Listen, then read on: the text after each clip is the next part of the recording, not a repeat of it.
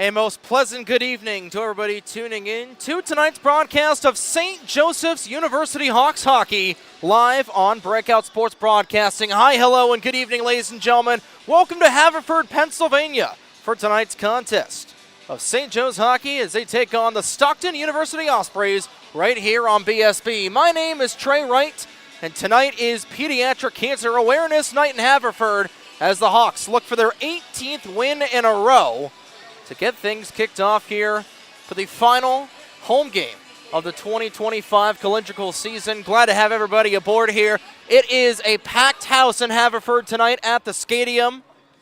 So we're ready to get things rolling off here. These two teams playing last night as they come here to Haverford in the back end of this weekend's back-to-back, the home and home, if you will. Here at Haverford, as we take a look at everybody coming in for tonight's contest. Like we said, a packed house here in the Skatium as the Hawks look to take care of business and look to sweep the Ospreys. As we take a look at the Haverford bench, rather the St. Joe's locker room. With players ready to come out, we'll take a look at tonight's starting lineups for the Joseph's University Hawks. It's going to be the second line getting the start tonight for St. Joe's with Dylan Kuba, Kyle Gross, and Mikey Brazil starting as the forwards with Shane Wilson, Peter Borman on the blue line, and Cooper Tyson will get the start for last night's game, which was completed by Bryce Sullivan getting the dub after yesterday evening. And then for the Ospreys on Stockton's side of things, they're going to get their leadership program starting on this forward line. Brooks Roddick, the 21 of Aiden Cavendish, the captain, and the 4 alternate captain of Matt Rauman. Anthony Farrell, Aiden Ruiz starting on the blue line, and Mason Gansey will make his second start of 2025, wearing number 70 for the Ospreys here this evening. Ospreys, of course, their all-black jerseys reflected on the starting lineup graphic with black jerseys, black shells. For St. Joe's, they're wearing their Pediatric Cancer Awareness yellow jerseys with red pants as the referees will come out for tonight's contest. This opening ceremony is just about to get underway here from the Skatium. It's going to be an absolute blast here this evening as we take a look at the lines people putting on the net. Stockton ready to come out here for pregame skate, the starting lineups. I believe we'll have a puck drop here for Pediatric Cancer Awareness Night, of course, is a close issue that St. Joe's has always had a soft spot for. Of course, the Haverford area, a lot of youth teams playing here at the Skatium, and of course, pediatric cancer is certainly an issue that is definitely a little bit underviewed here. So we get a good look at Jackson Shanahan, I believe that is, right at the back. Actually, that's the 24 of Robert Romarino. As the Hawks will come out onto the ice. There's Cooper Tyson coming out wearing number 31 for the Hawks, and we'll send things downstairs for pregame ceremonies and puck drop for tonight's contest between the St. Joseph's University Hawks and the Stockton University Ospreys, live here on Breakout Sports Broadcasting on YouTube.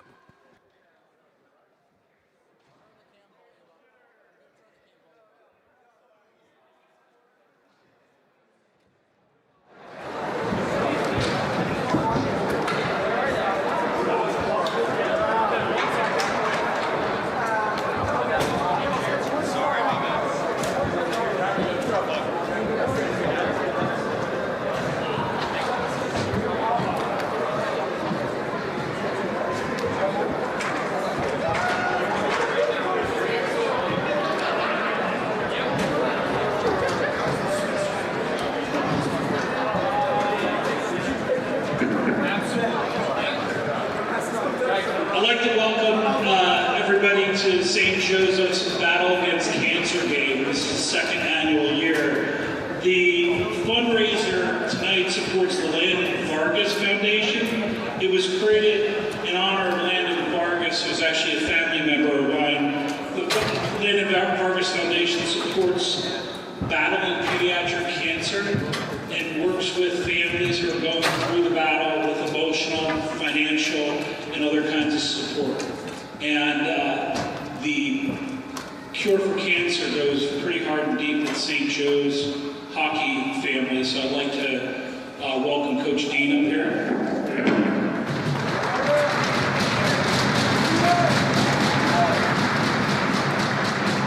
Good evening, everybody. I want to thank everybody for coming out tonight. I want to thank Stockton for coming down to play us and join us on this special evening, as well as the Landon Vargas Foundation for partnering with us. This event carries a special meaning for our program, and we're grateful to come together and support remembrance and hope. Cancer has deeply impacted our SJU community this year. We remember Coach Hugh Walsh. Hugh poured countless hours, energy, and heart into this program. Quite frankly, we would not be standing here today if it weren't for his dedication, his leadership, and commitment to keep this club alive. We also honor Amy Gallagher-Kuba, mother of our player Dylan. Amy's kindness, warmth, and unwavering support made her a beloved presence within our community. Her loss in October was heartbreaking, and tonight we skate with Dylan and the entire Gallagher and Kuba families in our thoughts and prayers. Tonight, we also skate from Joe Denning and Kevin McBrary, two more members of our extended Hawk community whose lives and battles remind us of why this night matters. Our partnership with the Greg McDonald Foundation has also added a special meaning to this season. Greg, a proud alumnus, lived with humility, hard work, and integrity. His foundation supports our players through character-driven scholarships and carries forward the lessons he valued both on and off fields. Tonight we honor Hugh, Amy, Greg, Landon, Joe, and Kevin, and all those affected by cancer. Everyone knows somebody who has been affected by this horrible disease. It is important to take their characteristics that they have shown and their strength and apply it to our everyday lives. Thank you for being here. Thank you for your generosity. Thank you for standing with us.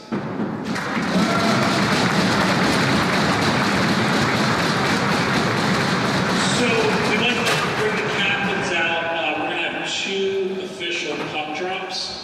The first puck drop is going to be with Landon's sister, Brooklyn Vargas. If she can come out, the captains come out for the puck drop. Not everybody at once. Let's go. There we go. Got one for Stockton. Thank you. And get a puck out. Oh, we need a puck. There you go. Here comes the puck. We're hockey players, we don't catch. There we go. So we're going to go out there. All right. Get right to the edge there, Brooklyn. Just drop it. 1, 2, 3. All right. Give us her a hand.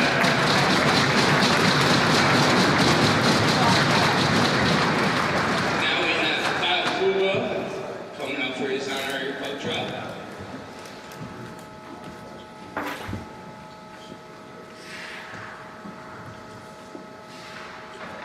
Whenever you're ready, Kyle.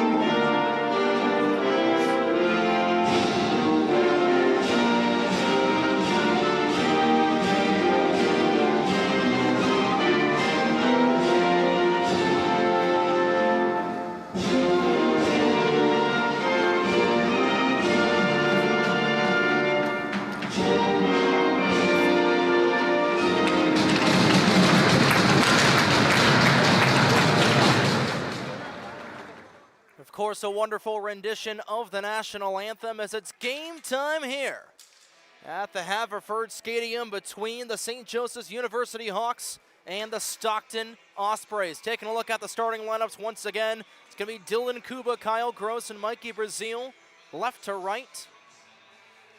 In terms of the left wing, center, and right wing, Shane Wilson and Peter Borman on defense, and Cooper Tyson will get the start in the net. And then for the Ospreys, Herodic, Cavendish, Railman, Farrell, Ruiz, and Gansey, the starting six for the Ospreys. So we get set here on Cancer Awareness Night, specifically Pediatric Cancer Awareness, as there's a good look at Mason Gansey getting his second start of the season for the junior. So we get ready for puck drop here. Of course, like Dean Keeney, the head coach, said, it's a special night here for St. Joe's. So we get ready to get loud, get proud, let's bring the action and bring the noise, and Haverford once again, we're underway. And it starts with a win for the Hawks. Shane Wilson takes it from his own end, gets it back over to Peter Borman, up ice for Dylan Kuba. Kuba at the half wall, tries to drive it around for Brazil, back to the point for Borman, takes a shot through traffic just wide. Gansey may have got a little bit of a piece of it. Hopping on immediately was Kuba and trying to steer it away from the 11 of Ruiz. Brazil looking to throw the body around, and setting up from their own side was Joe Tolericio. Tyson will see it rim around his own side. Is whipped out of here by St. Joe's and chipping it all the way back down where the Hawks. Coming back to change from their own side, that was the 9 of Matt Brock, an offensive defenseman who leads the Ospreys in penalty minutes. And Brazil is going to lay the body, and he's going to take a penalty. Delayed penalty as Gansey will come to the bench. So Brazil is immediately going to go to the box there by the looks of it for what looks to be a roughing minor, and there might be a small discussion whether this will be 2 or 5. It's just going to be a 2-minute minor for interference by the looks of it for Brazil, and exactly a minute into the contest, St. Joe's will go to their first penalty kill of the evening. It's going to be the captain of Cavendish in the offensive zone draw, and it's immediately chipped out of here by the Hawks. St. Joe's, yellow jerseys with red numbers and black shells, all black jerseys and shells for the Ospreys. As another big hit right at the red line is Ruiz. Nearly got dumped down. Cavendish at the near side, laying the body. Again, these two teams played last night, a 3-1 victory for St. Joe's. To get that 16 games win streak up to 17 games, there were 3-0 in the ACC Fall Classic against some tough teams like ECU, App State, and Elon. And they were the ACC Fall Classic champions at that, going 3-0 on the weekend and having the best goal differential. This is taken here by Anthony Farrell. Farrell with Borman to his left-hand side. Farrell trying to find some options. It's a dual player between the Atlantic City Seals and the Stockton Ospreys, whips it back over. Stockton with it at the far side, at the near side, I should say. Handling this is John Kinsecki trying to put one on target, and it's wheeled out of there by Borman. It's Jackson Shanahan first shift on the ice, and it gets it up to Robert Romarino. Romarino short-handed here for the next 41 seconds, wheels it back over. Tape to tape, trying to put it onto the tape of Neil Kadehi, but a little too hot on it. This is Farrell on it once again. Taking a shot and just going wide, that was Andrew Buda, the freshman from Southern Regional. The Surf City, New Jersey native, not able to find the net. 23 seconds to go in interference minor against Brazil. Stockton with it in their own end. At the center ice logo, this is Kadehi trying to stick it away from the 20 of Colin Costello. Stockton not able to get it past the red line. Shane Wilson, the captain, turns it over, and here's a chance for Ben Gauthier. Gauthier sending it across for Buda. He scores! Right as the Brazil minor expired, the Ospreys find the net first. And just 4 minutes into the contest, it's 1-0 Stockton.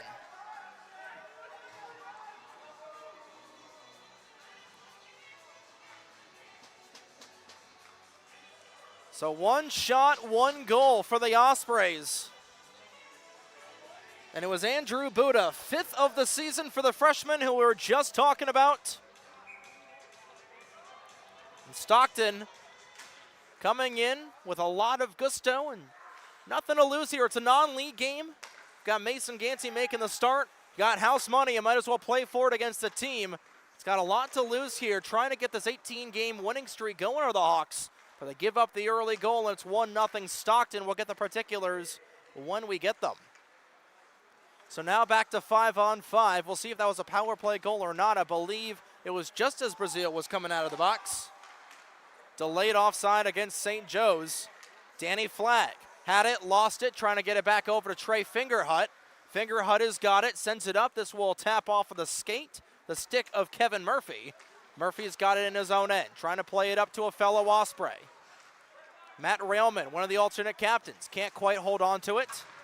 A couple of players get dumped right in the neutral zone. This one sticked wide of the cage, and St. Joe's still looking for the first official shot on net. Not able to take it just yet. Murphy trying to stick it in. Up to Cooper Tyson. Tyson laying it up, and here come the Hawks. Screaming down the side, this is Maratea. Maratea trying to take aim on Gansey, goes wide. That one save made by Gansey, and St. Joe's will finally get on the shot board, make that 2 shots for St. Joe's. Trying to get another one here is Romarino with a rip-around chance, and it goes wide.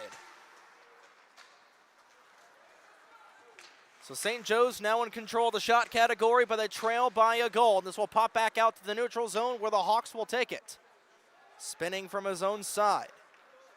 That's Carlos Roland wearing the 2, trying to get it back up for a friendly teammate, but it's chipped back the other way by Matt Brock.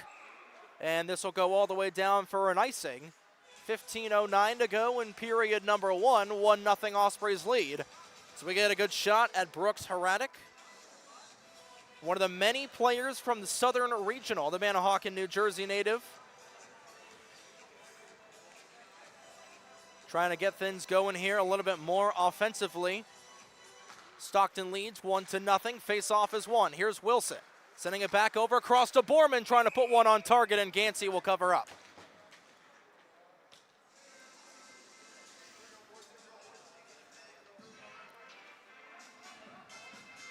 Gansey has been really good so far this season.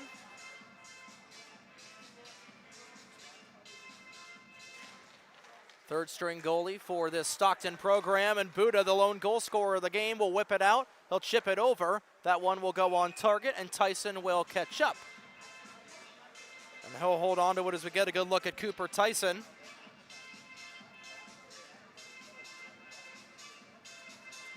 Trying to get another win this season. Of course, St. Joe's ranked 17th in the ACCHL. Or not even the ACCHL, ranked 17th in the Southeast region, currently down 1-0.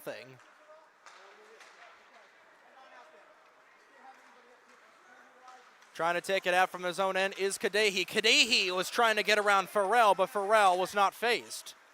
Trevor Stimmel wearing 28, trying to get it away, but it's Farrell who's got it from his own side, gets it back over to Ruiz. Tape-to-tape pass up to Joe Tellericio. Tellericio trying to find the 12 of Kinsicki. Nobody was there.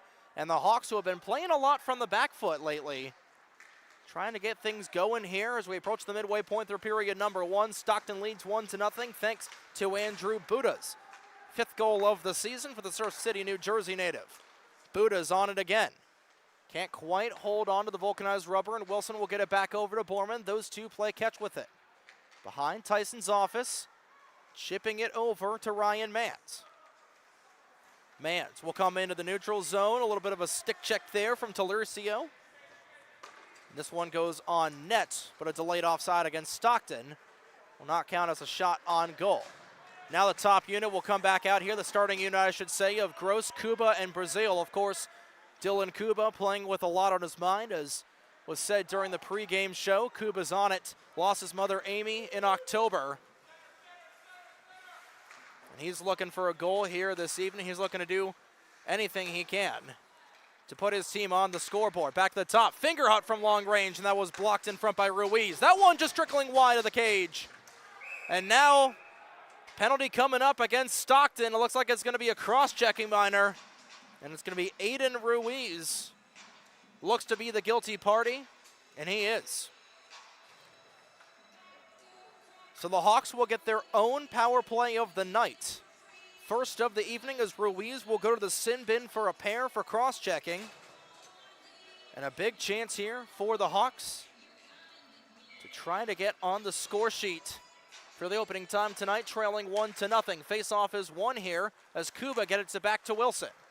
Kuba's on it, waiting for options, trying to play it back over. Crashing in was Carpenter, and it's cleared out. Carpenter was looking to get another goal this season, trying to get a power play goal at that. But it remains 1-0 in favor of the Ospreys. Wilson playing right now as a forward, kicks it back up to Kuba. Kuba waiting for options. Carpenter at the point, sends one through traffic, wires it just a little bit wide. And it's cleared out of here once again by Stockton. That was Colin Costello who whipped it out, and Carpenter's got it behind his own red line. Second killing unit will come out here for the Ospreys. Top power play unit still out here is Carpenter, screaming down the far side. Had to drive around both an Osprey and the linesperson. Carpenter still with it. 1:03 to go, and the penalty against Ruiz, one of the best penalty killers for the Ospreys. Kuba gets it to Romarino. Romarino waiting for options, looking for the back door for Wilson, but he was a little too far behind. Kuba at the bumper. Plays it back over. Wilson back up to Kuba. Kuba takes one through traffic right into the gear of Gansey, and he'll cover up.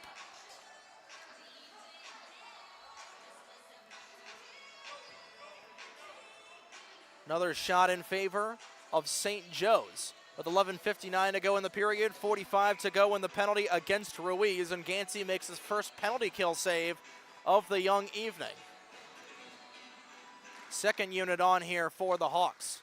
Kadehi not able to win the draw. Loose puck right at the near side. Trying to clear it out is Murphy, and it's just barely kept in by Maratea. Now it's pinned back out. Maratea trying to keep it away from Buda, and he does a really good job at that. St. Joe's time winding down to the first power play of the night, trying to get things going. And Kadehi just dogged for an offside. Was not able to get it going there. 11:37 to go, 1-0 Stockton leads.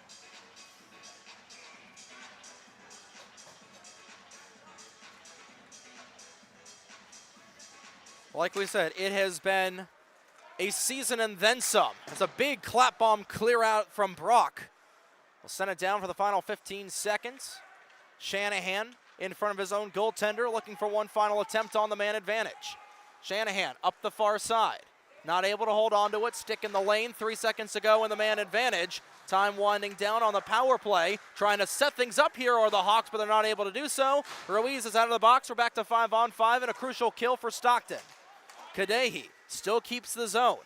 Trying to drive around, does a good move, but fell down. That one caught Brazil in the head. Was able to play it down, players colliding, and Shanahan lays a big body in the corner, and he's going to get called for it. So it's going to be a boarding minor against Shanahan.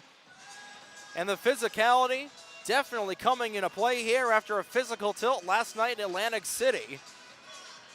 Like we said, a 3-1 win for St. Joe's. And it was a close game at that, as Stockton has played the Hawks very closely. It was 2-1 until Aiden Linzo was able to send home an empty net goal to make it a 3-1 W. But it's a very physical game, a lot of penalty minutes taken from either side. But now the Hawks, on their second penalty kill of the night, they are technically 1-for-1, but right as the penalty expired, Stockton made it a 1-0 game, and that's exactly where we are right now. Cavendish not able to hold on to it, will take it back over to himself. As Ruiz in the bumper, now Cavendish will go to the bumper.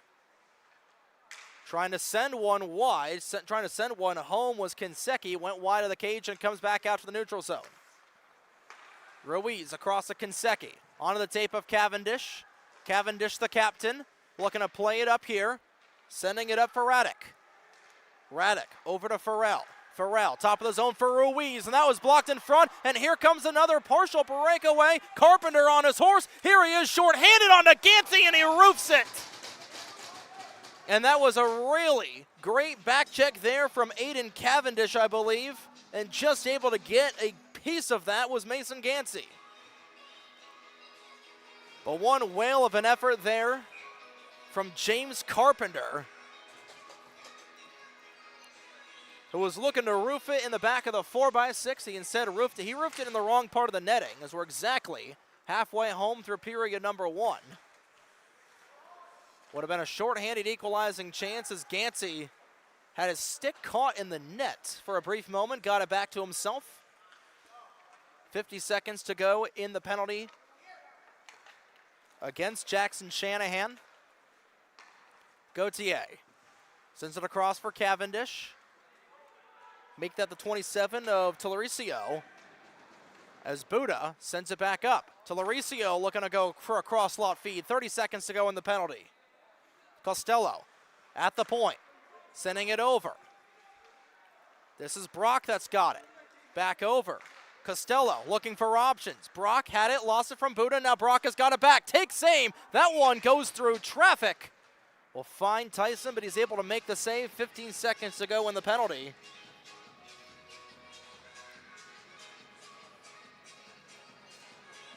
It's been an even game so far. Stockton leading 1-0, exactly, or rather past the midway point here in the first.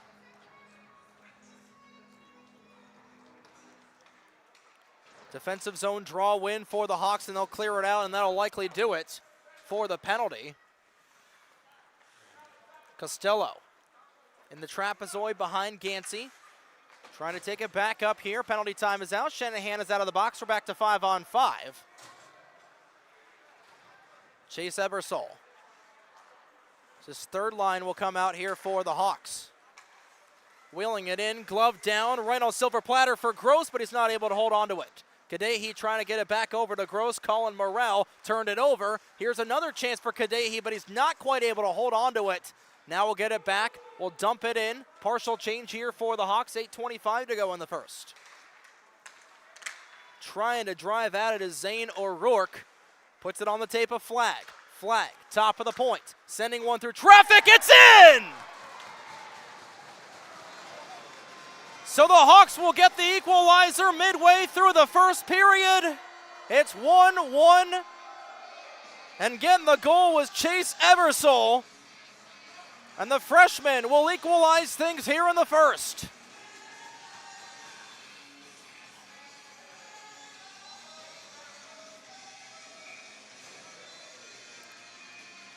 What a shot from the point there for Ebersol to make it a 1-1 contest here. And like Maxine Nightingale once famously said, we're right back to where we started from.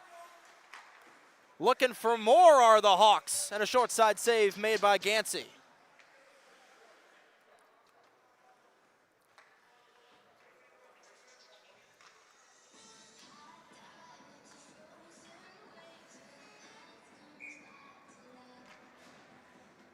For Ebersol, I believe that might be his 4th goal of the season. We'll double check.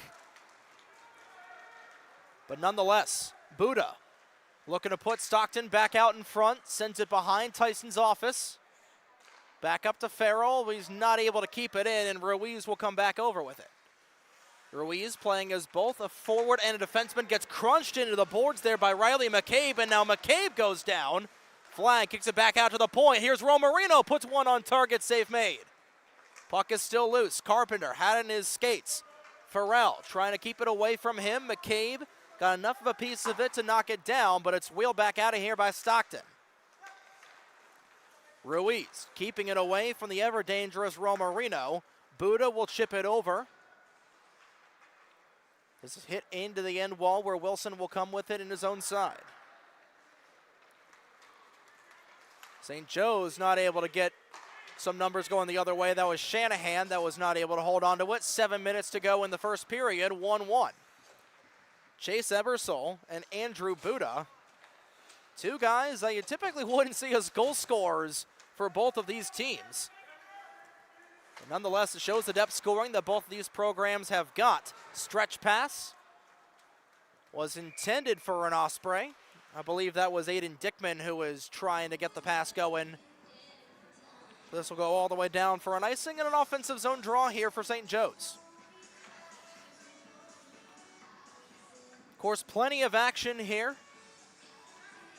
on Breakout Sports Broadcasting this evening. The Rutgers University Scarlet Knights trying to split the weekend series against the University of Buffalo.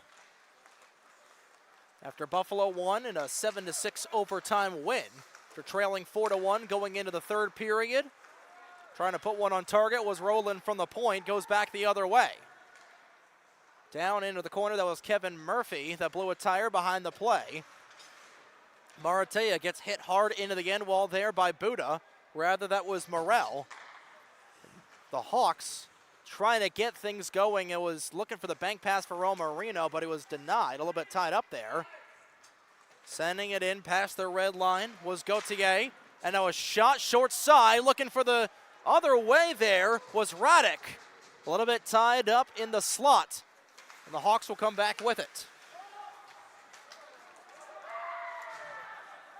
Players colliding as both teams getting familiar with one another right below us.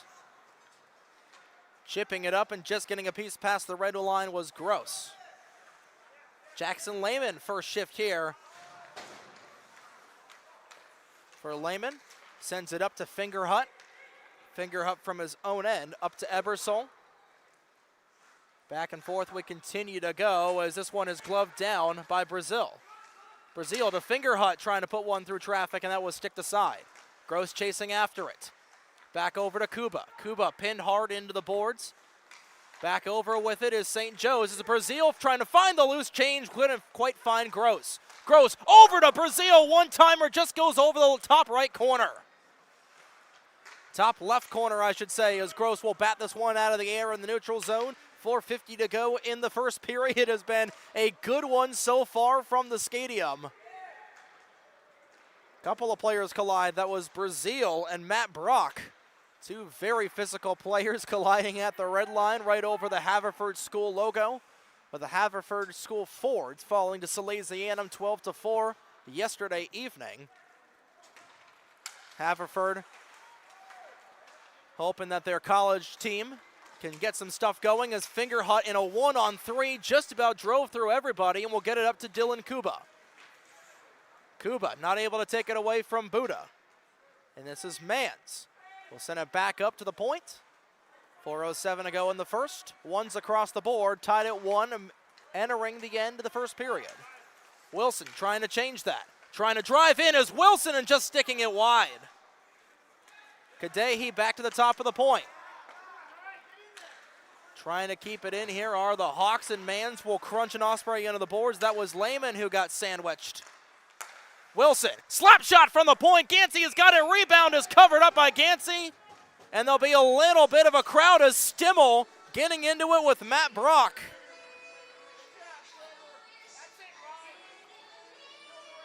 Don't believe there will be any penalties assessed after that as Gansey just about got run over. And Matt Brock taking exception to his goaltender. Just about getting run over as we'll have wholesale line changes from either side. Stimmel will remain on. Kadehi will take the draw across from Gauthier. Kadehi will win it. Wilson at the blue line. Backhanded chip intended for Mans, who collides with Ruiz. Looking forward are the Hawks, and it just goes wide. Trying to grab the rebound there was Kadehi, and the net comes off. That was going wide. The net was off for a couple of moments there, but with this imminent scoring opportunity, we kept playing until the puck was buried into the corner. So we'll get another offensive zone draw here for the Hawks. That's steered wide. And trying to clear it out is Devaney. Devaney and Murphy were both trying to go for the vulcanized rubber. Instead it comes back out to Ruiz. Morel wasn't quite able to clear it out. It's a foot race for the loose puck. Farrell will win it from his own end. With Mans right at his 6 o'clock, gets it back over to Ruiz. 3:03 to go in the first.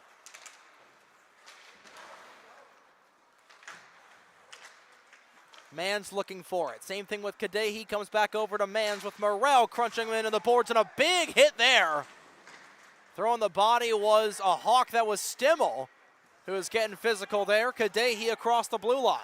Has got Wilson crashing in. Wilson will come back over forward, but it's won there by Farrell. Farrell will keep it away with Danny Flagg right behind him. Will send one through the crease over to Ruiz. Ruiz trying to keep it away from Flagg. Here's O'Rourke trying to take it away. Farrell has got it. Trying to send it past the 46 of Aiden Linzo. This will come back over to Gauthier. 2:20 to go in the first. Gauthier still driving with the 78 of Wilson right behind him. And here come the Hawks the other way. They might have a partial 2-on-1. This is Linzo, one of the goal scorers last night, trying to send it across. Nobody was home in yellow. Maratea looking for the cross slot feed, looking for the wraparound, no dice. Back and forth, we continue to rumble as putting one on. That was Matt Railman who gets crunched hard into the boards. Pitching it out is Linzo. Linzo not quite able to hold on to it, comes back over into the Stockton end. Murphy sends it all the way up, and Kuba is on it for the second line. Linzo, tape-to-tape pass through the legs of an Osprey, and this will come over for St. Joe's. With speed with 90 seconds to go, trying to put one on was Carlos Rowland. Sent wide, O'Rourke waiting for options. Back over to Linzo. Linzo, top of the point for Ebersole, looking for his second, and that was denied. Whipped all the way down. This will go enough for an icing with 1:13 to go.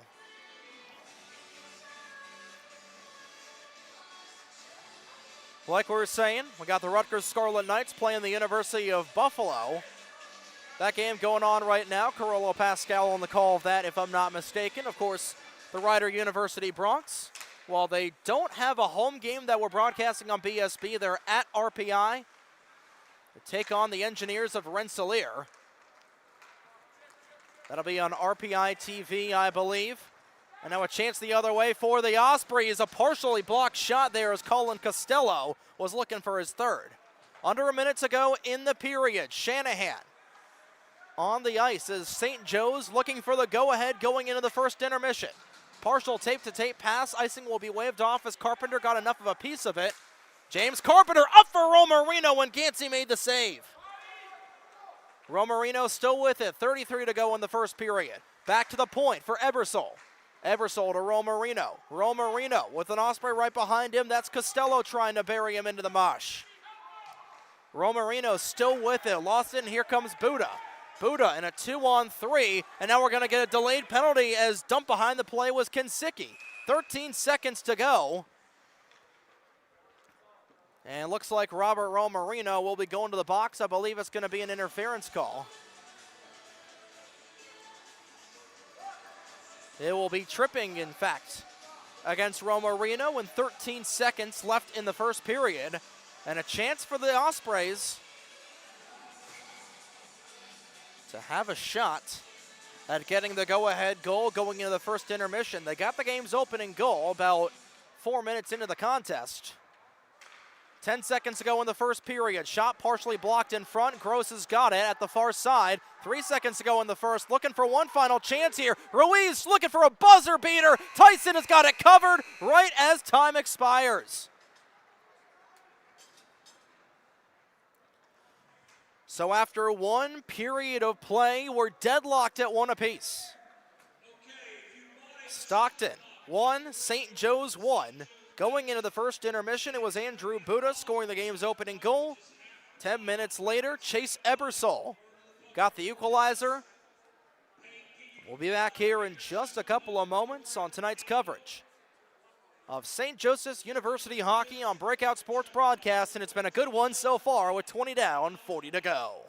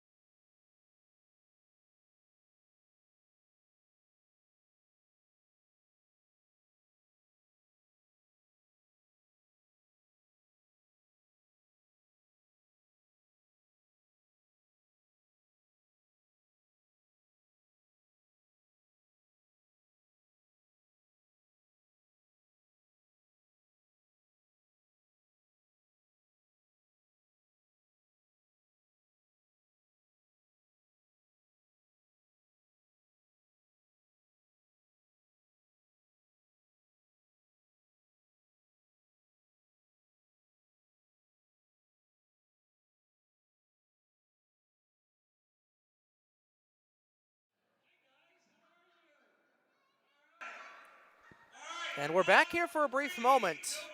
We're going to show St. Joe's chuck-a-puck here on the broadcast. And we're going to see who will get nearest to the center ice logo. And here we go. Couple of really good chances. Oh, there's one rolling right to center ice. We got one just about at the center ice logo there. A couple of really good shots. Ooh, here's another one just a little bit over. A lot of pucks being chucked out on the ice. Oh, there's another one and just a little bit wide.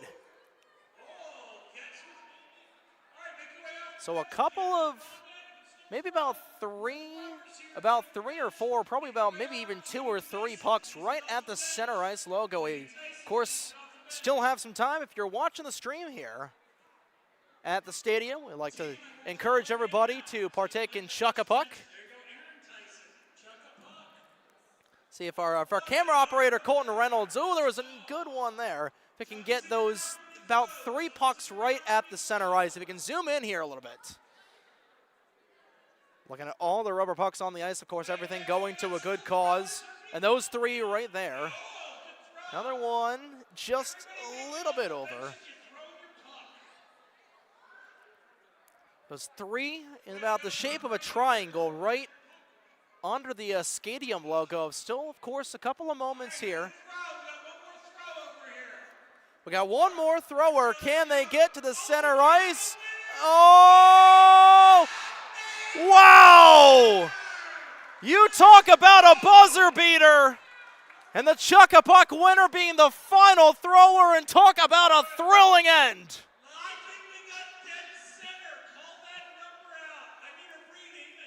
We're going to get the official reading here. 72, let's go! And that was the closest. The final Chuck-a-Puck contestant throwing it at center ice is able to be the winner. Well, we nearly saw a buzzer beater goal at the end of the first period, and we saw a buzzer beater in Chuck-a-Puck. We'll get into our official intermission. We get our intermission here. Officially. Deadlocked 1-1 apiece here. Going into the first intermission between St. Joe's and Stockton here on Cancer Awareness Night. Live from the Havertown Skatium.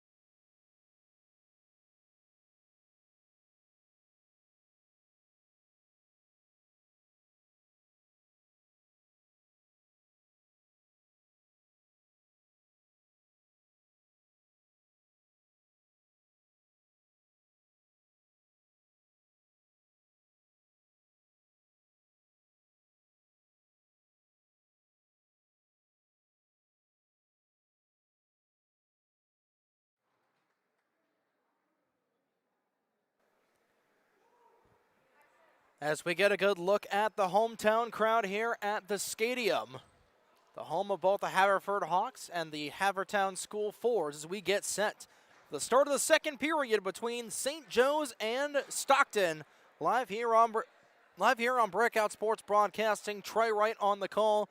We're deadlocked at 1 goal apiece here on Pediatric Cancer Awareness Night. And a great game so far. Goal scoring in that first period got started from Andrew Buda, got his 5th goal of the season. The only assist on that goal coming from Ben Gauthier, getting his 11th point of the 25-26 campaign.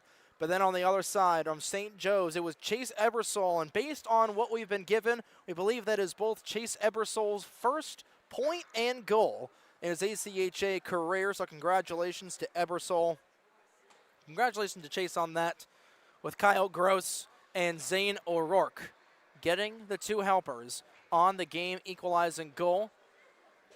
St. Joe's will be down a man, however, on the penalty kill after a late power play opportunity for the Ospreys, with Robert Romarino going to the box for a tripping call. So we get a good look at both teams coming back out here. Stockton in their road white uniforms. Of course, for Pediatric Cancer Awareness Night, St. Joe's wearing their alternate yellow uniforms here this evening. 20 down, 40 to go. It's been a good one so far. We'd like to thank everybody for tuning in to tonight's contest. St. Joe's University hockey. As we go into the second period, we had a chance to put up the Greg McDonald Foundation, the proud sponsor of the power play and penalty kills here this evening. Of course, had a lot of special teams play from both sides.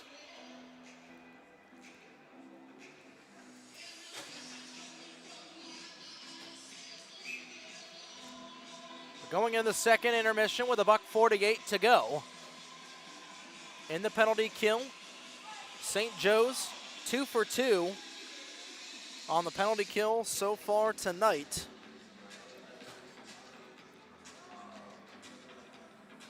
Trying to keep that streak going, and of course trying to keep that 17-game winning streak going.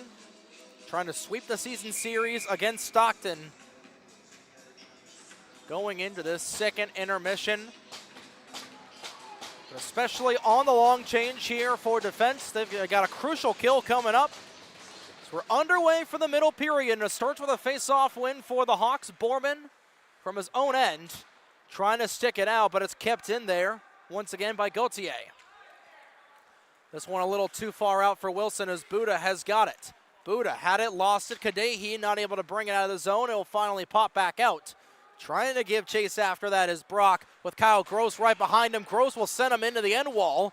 And Gross looking for a shorthanded chance, not able to get it. Kadehi now driving in. 1:17 to go in the penalty against Romarino. This comes all the way back out, and Buda sent one off of the skate of Kadehi. Cleared back out by the other 44 of Borman. 1:03 to go in the penalty. About 50 seconds gone in the second period, knotted up 1 apiece. A couple of shorthanded chances there for the Hawks, and Kadehi is going to have it on it once again. Got around one defenseman, got around 2, and just steered it wide. I think Gansey may have got a piece of it, and he did. So a shorthanded chance here with 40 seconds to go in the penalty against Romarino. This will be sent all the way down, and icing will be called against the Ospreys. So a little bit of a discombobulated power play for Stockton on their 3rd attempt. Nearly gave up another shorthanded goal. Again, remember, James Carpenter had a chance to make it a 1-1 game on the first power play for Stockton, the second power play, I should say, for Stockton. Of course, Carpenter was denied by Gansey. Trying to get things going here are the Ospreys, and trying to get back up to a 1-goal lead. This is Buda, the lone goal scorer. Trying to get it around Maratea, spins back around, wide open, and just tickling the outside of the twine there was Costello. Just trying to bury it, couldn't quite do it. 11 seconds to go in the power play for the Ospreys. Hawks looking to go 2 for 2. 3 for 3 on the penalty kill so far tonight. Romarino ready to scream out of the box there. Winning the draw will be Stockton. 5 seconds to go in the power play. Ruiz looking for one final chance. That one just redirects a little bit wide. Romarino was out of the box. We're back to 5-on-5. 3 for 3 on the penalty kill so far are the Hawks, and now here's another partial breakaway chance for Carpenter. Carpenter brought all the way down. He's not going to draw a call. I thought that might have been tripping against Railman. Chance here for the Hawks, and Gansey will cover up. And that was Carpenter looking to be off to the races off a little bit of a nifty pass from Romarino. But Gansey coming up big there to stonewall the leading goal scorer, the leading point man of James Carpenter.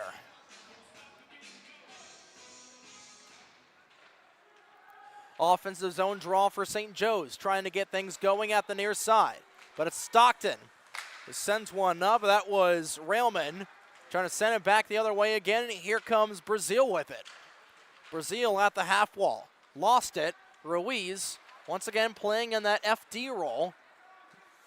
Will clear it as far as the red line, and sticking it in past the red line was Ebersol, the lone goal scorer for St. Joe's. Stockton having a very tough time trying to get it out of their own side as Farrell has a little bit trouble being tied up there. Finally, it's on the stick of Morrell, and Morrell tape-to-tape pass up on the other side. This is Radek who's got it. Good stick in the lane there from a Hawk. That was Fingerhut playing really good defensively. Gross trying to take it away from Radek. Same thing with Kuba, who collides with a 5 of Radek. Cavendish has got it. Top unit back out here for Stockton, and Gross from his own red line up to the tape of Brazil. Brazil not able to get back on it. Now he's in it with a fight for the loose puck. Kuba will bury it all the way down. Third line out here for St. Joe's. Wilson played very well offensively as a defenseman, and Mann's trying to drive around, just not able to hold on to it. Mann's still with it, sending it back over. Kadehi waiting for options, back to Wilson at the point. Wilson sends it through traffic, looking for the redirect. Gansey never saw it. Kadehi on it again, keeps it to himself, trying to whip one home, and it just goes wide. And it finally pops back out. Icing waved off. Stockton players didn't know that it was waved off, so they were a little bit hesitant coming back to the bench. Finally, players coming back on here for Stockton as St. Joe's starts from their own end. 4 minutes behind us in the middle period, deadlocked at 1 apiece. Borman was trying for the outlet pass. That was not played with a high stick. As the St. Joe's bench thought Colin Morrell played it with a little bit of a high twig, comes back to Lehman. Lehman trying to put one over. Tyson never saw it. It's cleared back the other way. Trying to beat the icing as Mans. It's going to be close. And he is just a little bit behind Jackson Lehman, who did an equally as great job of beating the icing before Mans could have a chance.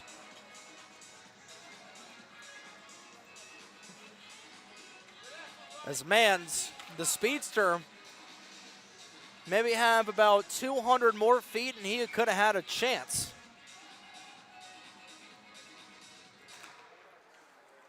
Off of the draw, Borman trying to keep it away from Talicio.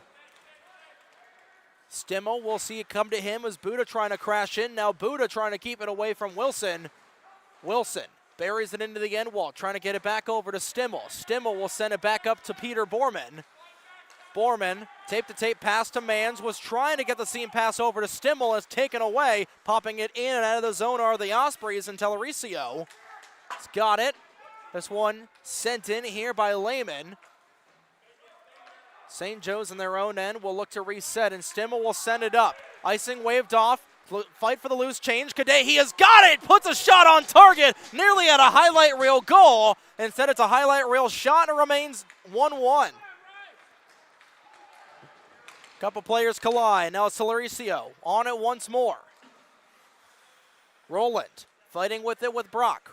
Make that Lehman, as Lehman will send it into the wall. We'll find the other 8 of Wilson. Danny Flagg waiting for options. Lifts it all the way up. Kick back down by Mans, and he'll take it back in. Mans will dump it in. Partial line change coming on here for the Hawks as a yellow jersey is down on the other side. Linzo trying to keep it in, comes back over, and here's Buda on his horse. Buda down the near side, drops it back. Telericio puts one on, and that's saved by Tyson.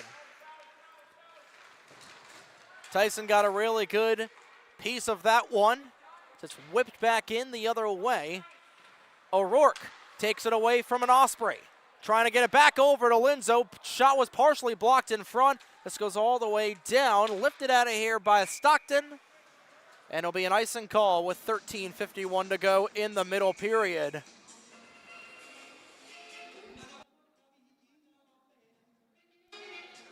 Shots right now 12-6 in favor of St. Joe's.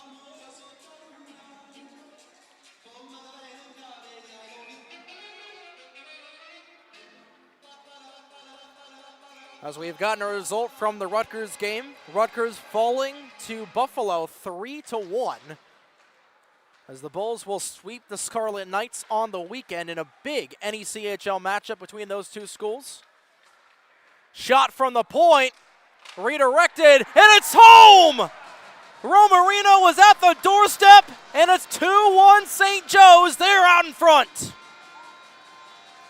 And that all got started when Maratea sent one in from the point. And it's going to be James Carpenter, the one who collects it home. It's 2-1.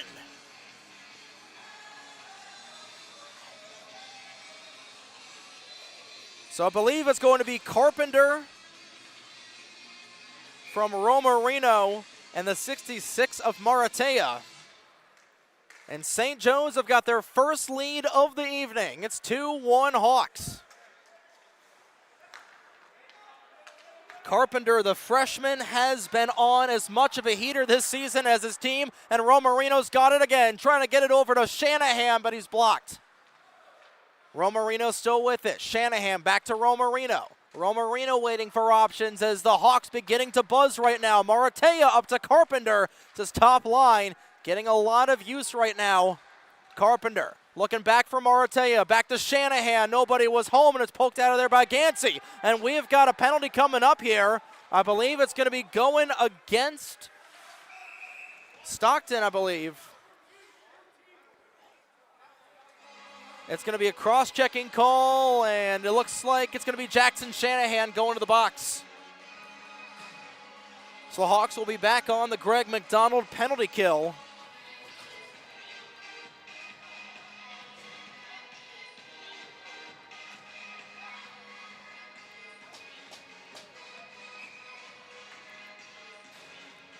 But for James Carpenter, like we said, he has been a man on a mission so far this season. I believe that's his 30th point of 25-26. Of course, we don't have the updated stats here as of this game. Right now, it shows 23. Those don't include the weekend series games or the game last night. But I believe Carpenter should be at about 30 points right now, and as a freshman doing things you'd expect out of a junior or a senior, I think it's safe to say that St. Joe's is going to be loving James Carpenter here for the time being. 2-1 the score, as sending one through the crease there was Aiden Cavendish. Cavendish on it again. This one doesn't even go anywhere near Tyson as Wilson trying to keep it, take it away from Farrell. Farrell lost it in the referee's skates for a moment. Ruiz keeps it in at the blue line. Banks it back over to Farrell. Farrell waiting for options, trying to get it over to Radek. Cavendish not able to hold on to it, and it's wheeled out of here by Borman. 67 seconds to go in the penalty against Shanahan. And the interference call against Shanahan. Kadehi on the ice for the second unit coming out here as the Ospreys start from their own side once more. Cavendish, the captain, banks it over to Kinsicki. Trying to play it in there were the Ospreys, and now another partial chance there, but bouncing puck was not able to be held on by Brooks Radek. Kinsicki back to the point. Ruiz puts one on through traffic. That was blocked in front, and Tyson is able to just barely get the rebound to keep it a 2-1 lead for the Hawks.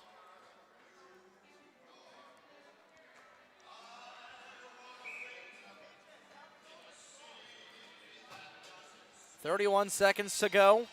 Fourth power play opportunity of the night for the Ospreys, and they are 0 for 3 on the power play so far, trying to change that, looking for the equalizer, sending one through traffic, in and out of the glove of Tyson. It's still loose, trying to whip it through traffic there with the Ospreys. That was Costello who wasn't able to bury it. 19 seconds to go, and Stockton starting to buzz. Costello still with it, takes one through the traffic in the circle, trying to bank it home was Buddha, and he just sent it over. 7 seconds to go. Costello fans on it, trying to keep it back over to himself. Romarino will put it on the tape, and that will do it. 4 for 4 on the penalty kill are the Hawks, and they want some more. Carpenter across. Linzo trying to get it back over to Romarino. Carpenter was looking to send it through, not able to get a handle of it.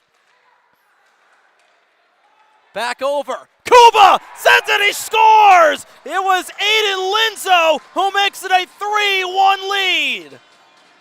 I saw the 6 on the jersey, but it was Linzo with a ripper of a shot. And it's 3 unanswered for SJU midway through the second.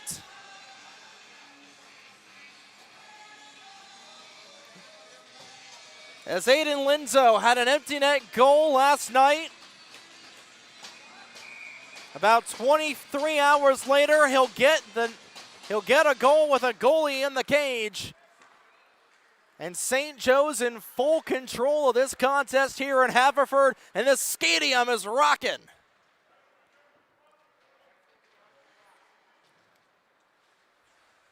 So it's a 3-1 win for St. Joe's last night, and they've got that same score. Halfway through the middle period, the skitters all the way down. Icing will be not called, as that was an inlet pass going the wrong way, and trying to take it away there was Devaney. Not able to get it back, and Wilson from his own side has got it. Cue the Bon Jovi officially, ladies and gentlemen. We're halfway home through this one. It has been a good one so far. 3-1 your score, 3 different goal scorers for the Hawks. 2 of their goals coming in this middle period. Carpenter and Linzo getting the other goals in this contest, adding on to what Chase Ebersol started. And Stockton just trying to get anything they can on target. Morello trying to drive through, but Peter Borman standing up like a statue. Morello is still on it, though. Top of the point for Ruiz, and he sends one on. This is chipped back the other way. Hawks trying to break out of here, but it's Raddick who's got it. Trying to get it back over is Cavendish. Up on the tape of Raddick, a little too hot to handle there for the alternate captain, who's hounded there by Peter Borman. Borman finally sends it all the way down. It's not going to have enough legs for an icing, and Mann's trying to charge on. Tired skaters coming off, and Mann's trying to keep it here on an aggressive forecheck against Ruiz. He's pinning it against the wall. Nobody was home on the other side. Fresh skaters coming on here. Here's O'Rourke, not able to quite hold on to it. Fingerhut not able to bring it back into the zone. Takes it out from the neutral zone, sends it into the opposite corner. Crashing in is McCabe. McCabe lays the body into the end wall, and that's going to light the place up a lot. And it looks like he's going to take a penalty for his troubles, as we've got an Osprey down in the other side. Down at the half wall. I couldn't quite tell who that was. McCabe laid the body in the half wall. And it was Matt Railman, slow to get back up to his feet. So great to see Railman get up after getting nailed into the half wall, and I believe this might be a major against McCabe. Nope, it's just going to be a boarding minor. So the 5th power play opportunity here for the Ospreys, and this has been a little bit of a weak point for St. Joe's this season, is the amount of penalties they've taken. Of course, they've got the goal scoring to boot for, and their penalty kill has been excellent so far tonight. The perfect Wendy's 4 for 4, or the Greg McDonald Foundation 4 for 4, if you will. It's only a matter of time before the dam might start bursting here. On their 5th power play opportunity here are the Ospreys on the Greg McDonald penalty kill, and Tyson will steer that aside, so finally able to get a shot here on a man advantage was Stockton. Cleared all the way down, 15 seconds gone in the penalty against McCabe. Ruiz from his own end with it. Holds up at the circle. He blows a tire. Taking it away is Gross. Gross back over to Kadehi. Kadehi holds up with Cavendish trying to take it away, as this has really looked like a power kill all evening long so far for St. Joe's. And not able to keep it in their own end here, or not able to get it out of their own end, has been Stockton. Trying to drive it away, trying to take it away from Maratea is Radek, and he does. Back to the point for Farrell. Radek, tape-to-tape pass over to Cavendish, looking to go backdoor. It goes over the crossbar as Ruiz was looking for it. Back on the other way, shot blocked in front by Gross. He'll clear it out. Kyle Gross has been all over the ice, and he was absolutely perfect on that shift. Halfway home, and the 5th penalty kill of the evening are the Hawks, and looking for a little bit of mojo here on the man advantage are the Ospreys. Telericio over at the far side. Sends it up for Buda, chips it back over, sends one through traffic there. That was Farrell who went wide. Ruiz keeps it in. 27 seconds to go in the penalty against McCabe. Ruiz able to chip it as far as the opposing red line. Ben Gauthier trying to keep it up. Back to Ruiz at the point. Sends one through traffic, and Tyson got it. Plants it over across, trying to cover up, and he will. Getting a couple of shots there on that chance was Stockton. 6:41 to go in the second period, and again, this penalty kill, like we said, it's been a power kill effectively for St. Joe's in this game. And not able to keep this in at the zone was Stockton, and the Ospreys will reset. Out of the box will be McCabe, and a perfect 5 for 5. On the man disadvantage so far tonight are St. Joe's. They lead 3-1. Borman trying to take it away from Cavendish. Make that Linzo was trying to take it away from Cavendish. Borman is now tied up. Gets it back over to Ebersol. Partial 3-on-2 for the Hawks if they hurry. Romarino will take this across the blue line. Drops it back. Carpenter with a rip shot. He scores! James Carpenter, his second of the night. It's 4-1 St. Joe's. What a rip! The freshman phenom with his 31st point of the season. And with 6:04 to go in the second, it has been all SJU ever since that Chase Ebersol goal late in the first period. Now counted 3 middle period goals, 2 of them belonging to the freshman of James Carpenter. And looking for a little bit more here is Mikey Brazil.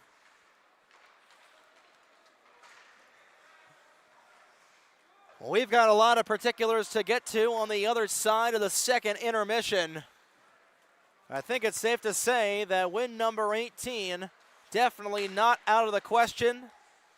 And this magical season, held by the freshman phenoms there, especially from James Carpenter, having a good amount of reason for the success for St. Joe's so far in the 25-26 campaign.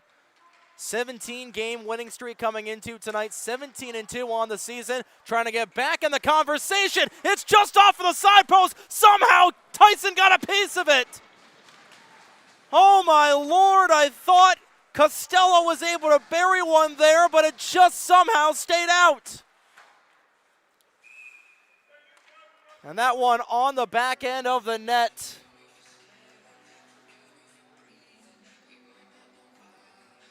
That's why I wish we had a net cam here to see if that actually went in. I tell you, the eastern portion of the Skatium has been something else this season. We've seen a lot of wacky plays on that side of the rink. But Cooper Tyson just barely able to get a little bit of a piece there to keep it. A 4-1 lead, and that one zipped right underneath of him, but it stays out. Now coming back the other way with it. This is O'Rourke looking for a chance, and he just sent it a little bit wide. And a big dumping hit on the other way as Carlos Rowland dumping the body there. And now we got some physicality in front of the bench. And now we've got a little bit of a scrum. We got a Donnybrook Bruin right in front of the St. Joe's bench. And that all got started when Carlos Rowland absolutely destroyed a Osprey. And we've still got some players tussling it out. Zane O'Rourke is in the middle of that, no surprise. Same thing with Kevin Murphy, who looks to be sent to the box here. Danny Flagg, Zane O'Rourke, Riley McCabe. So we got 3 Hawks in the penalty box right now. We got Kevin Murphy, the lone Osprey, and now it looks like Aiden Dickman will join him. It's a party in the penalty boxes, folks. And I believe it's probably just going to be coincidental roughing minors for everybody.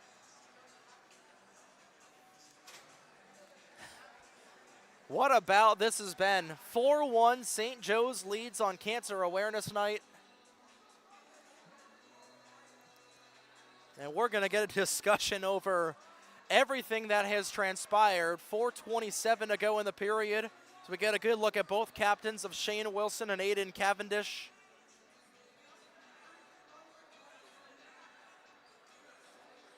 And we'll wait to see what will inevitably go up on the board here. Big props to our videographer this evening, Colton Reynolds. Getting some really good shots here as the on-ice officials will look everything over, but in case you're just tuning in, you've missed a good one so far. Stockton got the goal scoring started 4 minutes into the first from Andrew Buda, but then it was Chase Ebersol with his first of the season. And ever since then, it has been all St. Joe's in this second period. James Carpenter, 2 goals. And in the middle of a Carpenter sandwich was Aiden Linzo in between those 2 Carpenter goals to make it 4-1 where we are right now with 4:27 to go.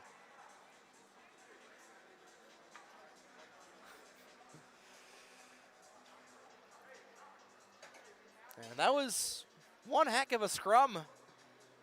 It's unfortunately a little bit blocked. There's only so much we can get with the players standing up in front of the bench. Next year, we'll hopefully have a 2-camera setup. I'd say St. Joe's in the season they've had so far definitely in the conversation for being a flagship team here on Breakout Sports Broadcasting. And what an opening maiden season we've had here in Haverford. And we're still waiting to see what the particulars are going to be on the penalties. Right now, the entire 4th line is in the box with O'Rourke, McCabe, and Flagg. Right now, only 2 Ospreys are in the box, that being Dickman and Murphy. I think everything is probably just going to be coincidental. And it'll probably just be roughing minors on both sides. And we'll remain 5-on-5. That's how I would call it. Of course, I'm not an on-ice official. I'm just a broadcaster. But irregardlessly, based on everything we've seen, I think it's probably just going to be everybody gets 2. Everybody's in the box. We're going to have a nice party in the penalty boxes. And we'll remain 5-on-5.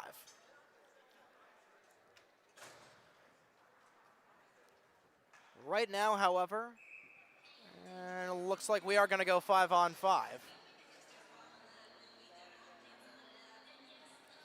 So everybody's just going to get roughing minors.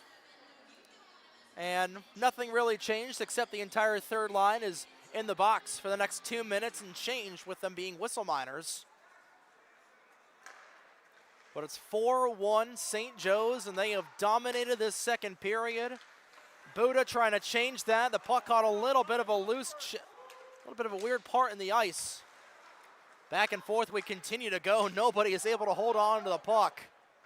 Comes back over, able to make what we'll call that a save there for Gacy, able to get his numbers up. 4 minutes to go in the second period, and looking for a big turnaround is going to be Stockton. Of course, the Ospreys coming into tonight, as not able to drive that out was Farrell. Stockton coming into tonight, 2 games above 500, right now third in the CSCHC. 3:39 remaining, as sending that one through traffic was John Kinsicki. I haven't seen a whole lot of Kinsicki, though, so far tonight over this weekend, as Tyson is able to make a save. Buddha was looking to chip that one home to get his second of the night. Tyson able to make his 11th save of the evening, and Borman has got this. He'll go down the right wing. 3:13 to go in the second period. Borman was trying to get Kadehi, but he was tied up in the slot. This comes the other way. Icing will be waved off, as Tyson will play it from his own net. Setting it back up here to the captain of Shane Wilson. Wilson, cross ice feed, sends it across to Romarino, back over to Borman, trying to take aim. It scores! Gansey thought he had it in his net, thought he had it in his glove, I should say.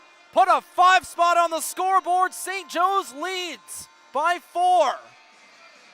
And it looks like getting the hat trick there on a redirect is James Carpenter. He was first in the Selly line. A second period hat trick by the looks of it for the freshman.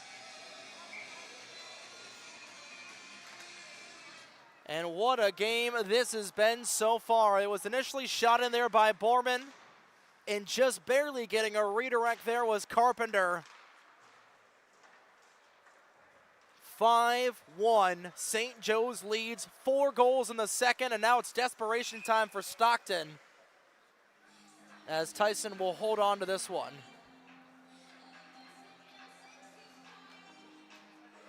Four goals in the second period, 3 of them belonging to James Carpenter, who will add on to his already impeccable freshman resume of at least probably about 30 goals on the season, 30 points on the season. He might get 30 goals on the campaign the way things are running right now. He has been an unstoppable force for this, what seems to be an unstoppable program here for St. Joe's. If you're Stockton, there's not much you can really do, but just regroup and look ahead to their next couple of weeks. Just going to Thanksgiving break, trying to lick your wounds. Back over, looking for a fourth there was Carpenter. He got tied up with Gansey. Icing is waved off, and Carpenter looking for the Baker's hat trick.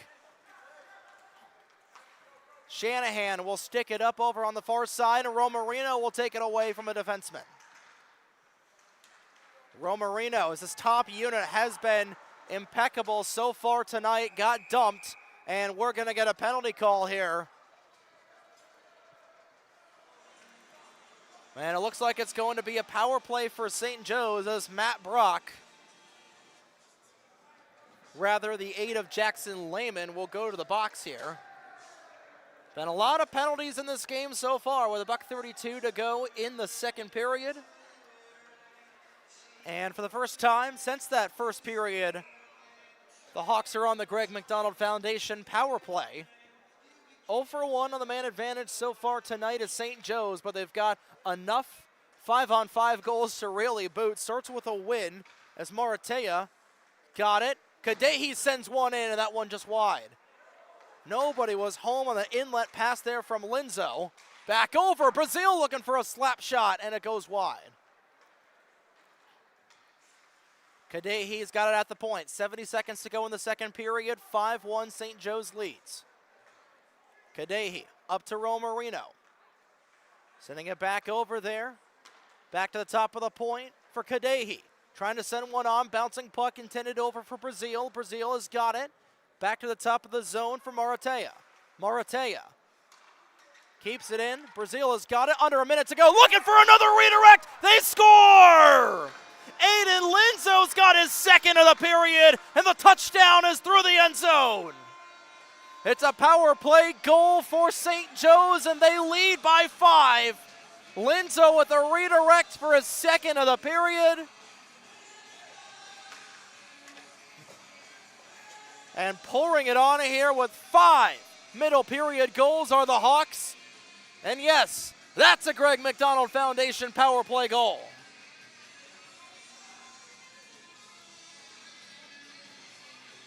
So it is now 6-1 St. Joe's.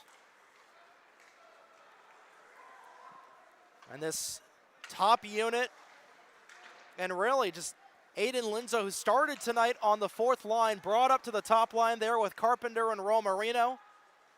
And he has proved his worth and then some. Well, buckle up for a great third period, folks, as St. Joe's looking to get up to 18 wins in a row. That one looking very likely at the moment, but never say never. This flitters up into the air, 10 seconds to go in the period. Devaney dumped Kuba behind the play. 3 seconds remain, looking for one final chance. Here is Gross. Bodies collide, and that's going to do it. And now we're going to get a little bit of a Donnybrook as Stimmel getting into it. He gets mobbed, and now we got bodies going all over the place. Bodies are on the ice. We had Puckachuk at the end of the first, and we've got Nuckachuk in the second. As Stimmel got railroaded there by Dylan Langer. And this is going to set up for a very physical third period of play as Stimmel and Langer are still barking at one another. And the frustration starting to boil over between both of these teams here. But that'll do it for the second period. 5 goals in the middle frame for St. Joe's. They lead 6-1 after 40. We'll come back after the second intermission. Looking for 20 more minutes of St. Joe's hockey. They lead by 5, looking to get 18 wins in a row here tonight on Breakout Sports Broadcasting.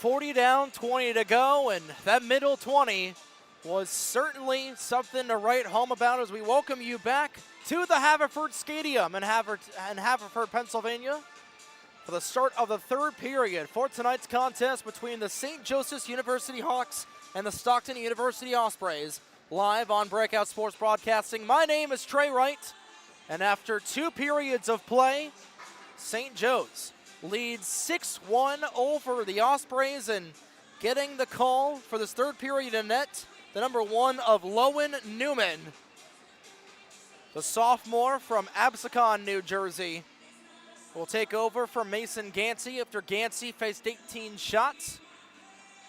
6 of them went in the back of the net. And it looks like St. Joe's is going to start on the power play after that post-period scrum. It looks like Aiden Dickman is going to go into the box. But recapping that second period, I should say, that second period was definitely something else. 5 goals from the Hawks in that period. 3 of them belonging to James Carpenter. That first Carpenter goal was from Robert Romarino. His second goal was from Romarino and Aiden Linzo, and that third goal was from Peter Borman and Robert Romarino. Aiden Linzo also on hat trick watch tonight. His goals assisted by Romarino and Borman, as well as Mikey Brazil and Charlie Maratea on that 6th goal of the night. Glad to have everybody aboard here as we go into the third period of play between these two teams, and taking a look at the upcoming schedules, beginning with Stockton. They've got 2 more games in 2025. They'll wrap up their season with a 4-game or 2-game homestand. They'll wrap up 2025, the calendar of 2025, I should say, with a 2-game homestand against the Knights of Newman and against the Quakers of UPenn on December 5th and 6th, respectively. Then in the new year, they're taking on the Westchester Rams, who are ranked 15th in the Southeast. Actually, they're ranked 13th in the Southeast, if I'm not mistaken, as we get a good look at Cooper Tyson on the other side.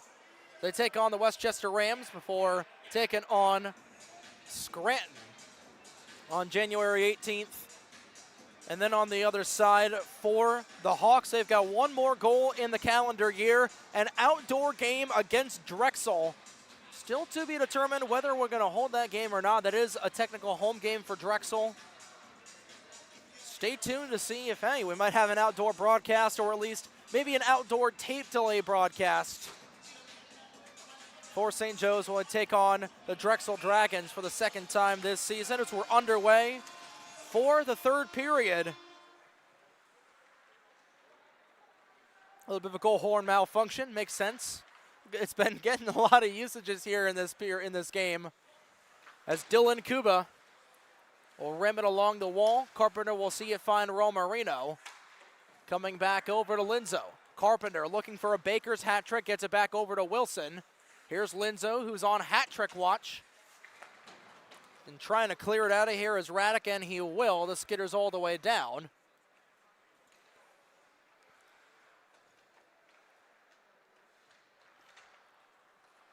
St. Joe's on their 3rd power play of the evening. They're 0 for 2 in that department. Actually, they're 1 for 2 in that department, as Carpenter is going to score himself as he got tripped up in the low slot and zoomed past Lowen Newman's office and knocked the net off of its moorings. Makes sense that, hey, James Carpenter has put a lot of pucks in the net so far tonight. He's put himself in the net there. 49 seconds gone in period number 3, and $1:11 to go in the penalty against Aiden Dickman. But looking ahead to the new year, the first game of 2026 will be on the road at Fred Rust Arena, where St. Joe's will take on the Fightin' Blue Hens of the University of Delaware. James Witherite will be on the call for that contest. And an ACC matchup between ACC Premier for Delaware and ACC Elite. So Romarino is at the point. Borman a little bit tied up, rather that's Linzo tied up in the low slot. Kuba is on it. Back up to Wilson at the point. 45 seconds to go as Kuba looking to take aim, looking for his first of the night, and that was saved there. Newman is able to get another save on that. His first couple of saves of the third period so far. Wilson still at the blue line, gets it back over. Taking a shot through traffic was Carpenter, and that was redirected wide. 27 seconds to go in the roughing minor against Dickman after all of that at the end of the period. Carpenter looking for a fourth, and it's covered up by Newman. Looking at Lowen Newman's stats, he is 2 for 3 on the season with a 3.81 GAA and a save percentage of 89. After the first game at Delaware of 2026, the Hawks will be on the road for a couple of games. Will take on the Marauders of Millersville. They take on another CSCHC opponent. That'll be on January 16th. And then on January 17th, they'll be taking on the red-hot Rowan Profs, coming off of a 7-2 win against the Rider Bronx yesterday evening. And that'll definitely be one whale of a tilt down at Hollydale on January 17th on Martin Luther King Jr. weekend.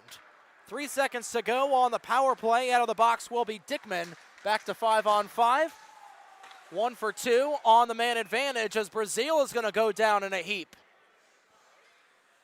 Newman was able to catch that as that was going over the crossbar, and Mikey Brazil able to slowly get back up to his skates. 17:54 to go in the third.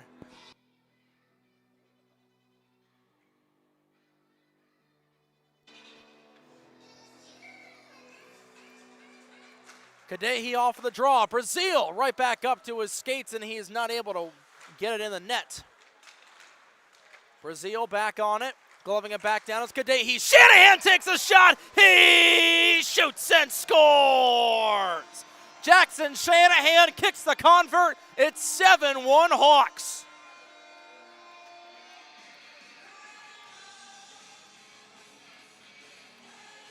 Not losing any step or getting complacent is St. Joe's. Jackson Shanahan will join the goal-scoring brigade, will become the 4th different goal scorer tonight. And SJU continuing to pour it on here, and hey, these yellow jerseys might definitely mean something here. That might be a little bit of a good luck charm. Of course, it doesn't matter what jersey you put these guys in, they're going to win in anything. It's a 6-goal lead, a 7-1 lead on the scoreboard. And the rest of this game may feel like a little bit of a formality at this point. Trying to get back in the other way a little bit are the Hawks, and that one just goes wide. That was Gautier, former Red Bank General. The freshman from Manahawkin was trying to get SJU back on the board, trying to get Stockton back on the board. And this game opened up right in the Ospreys' favor. They got a goal 4 minutes into the game, but it's been 7 unanswered for St. Joe's ever since that point. Playing a CSCHC team that's 3rd in their division. There's a couple of really good moves. Trying to set up Kuba was looking for a goal. It's a good move from a couple of moves from Maratea, and he's going to fall down. Rather, that was Dylan Kuba that's going to draw a penalty. And it looks like it'll be Colin Morrell will go to the sin bin.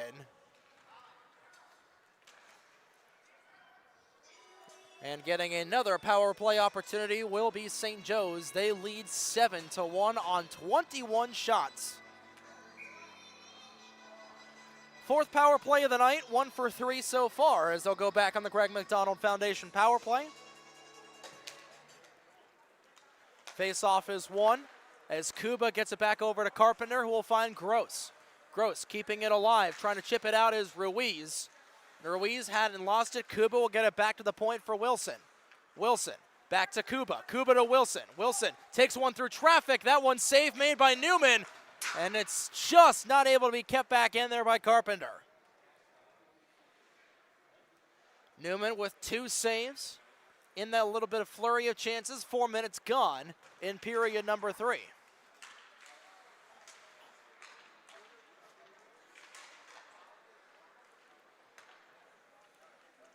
And back in their own end is St. Joe's. Carpenter We'll take this one away from Wilson, and he'll get on his horse. 3 goals already tonight, looking for a Baker's hat trick. Not able to get around to Lauricio. Carpenter still on it on the other way, however, and Romarino's got it back up to Cuba. Cuba across the Haverford Hawks logo. Trying to get it back to Romarino, but he'll find Gross instead. 51 seconds to go in the penalty against Morel. Wilson to Cuba. Cuba will play it up the end wall for Romarino with Ruiz right behind him. Wilson will join the fray, and Wilson will take it away from both of them for Cuba. Cuba will immediately give it back over to the captain of St. Joe's program, and Cuba's got it at the point once more.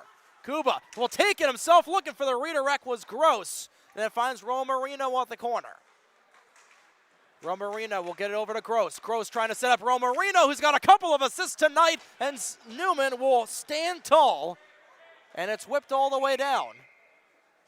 And rather, this will just go out of play.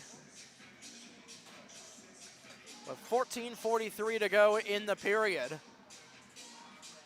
So Stockton wasn't able to clear it all the way down, and they'll have a defensive zone draw. 14 seconds to go in the penalty against Morel.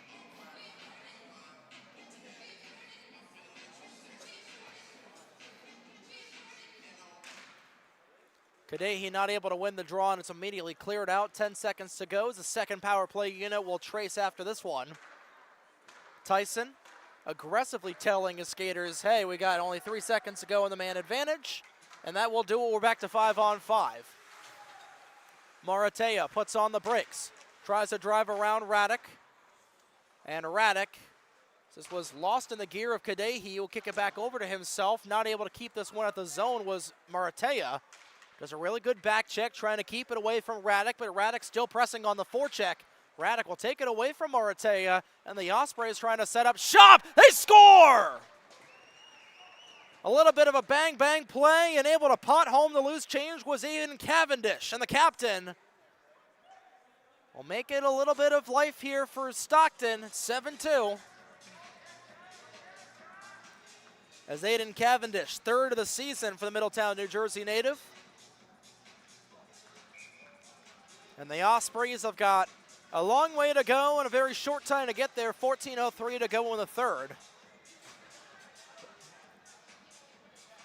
I was telling our videographer, Colton Reynolds, before the period, is the last thing you want to do is get complacent. Because if you allow Stockton to get a goal in the early stages of the period, that could spark a comeback. Of course, about 3 minutes into the period, St. Joe's scored a goal to make it 7-1, but it's Cavendish who's able to pocket that loose change.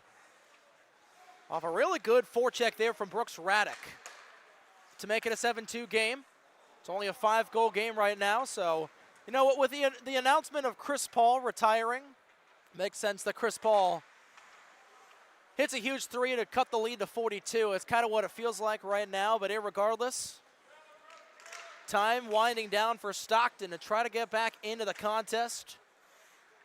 Had a really tough road to hoe, and they've been stonewalled by Cooper Tyson. Tyson, who has been just about perfect. 12 for 14 so far tonight. Of course, his offense has done most of the heavy lifting in this game so far. 13 to go in the third. 7-2, St. Joe's leads. As Farrell will put this on, and now a 3-on-2 here for the Ospreys, and they score! It's Matt Brock with a one-time feed from the mid-slot, and hold on, folks. This game might not be over. It is now a 4-goal deficit. We saw this with Rutgers last night, where they had a 4-1 lead over Buffalo, and Buffalo came back to win it 7-6. And with 12:47 to go in the third, Stockton might have a little bit of daylight left.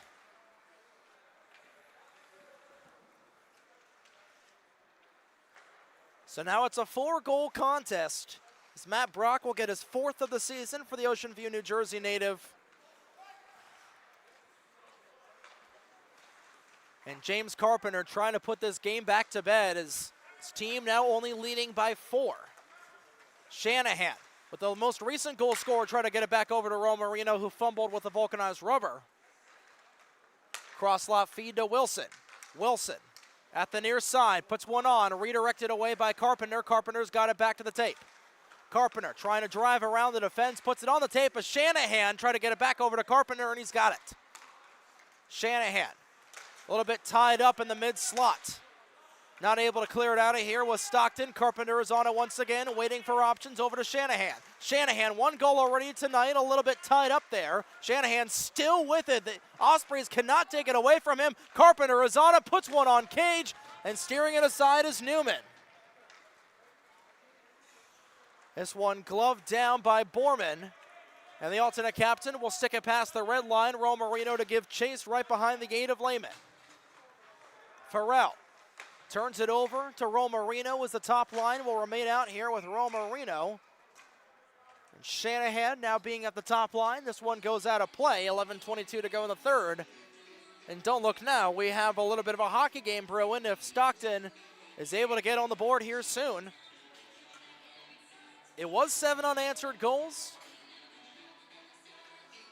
from St. Joe's, and now it's 2 unanswered goals for Stockton. If they're able to get one more, they got a streak going or cut the deficit to 3. You know what they say, a 3-goal lead, the worst lead to have in hockey. As Brazil trying to change that with Gross. Brazil trying to set things up for Kuba. Gross in the slot, somehow Newman got it, and it stays out. So Lowen Newman playing out of his mind right now, and the Ospreys continue to have a little bit of life here. Here's a shot from this far side. I believe sending that in was Radek.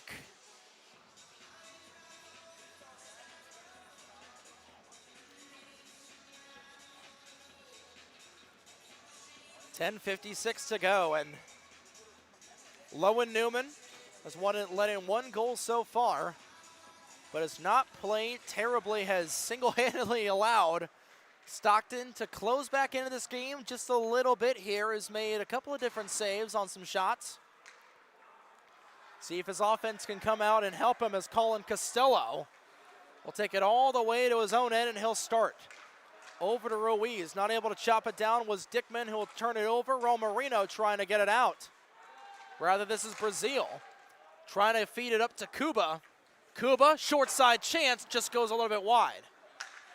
Back of the point, Maratea putting one on, and Brazil will collect the loose change and score. Mikey Brazil will add on to the parade, and the Hawks are back up by 5.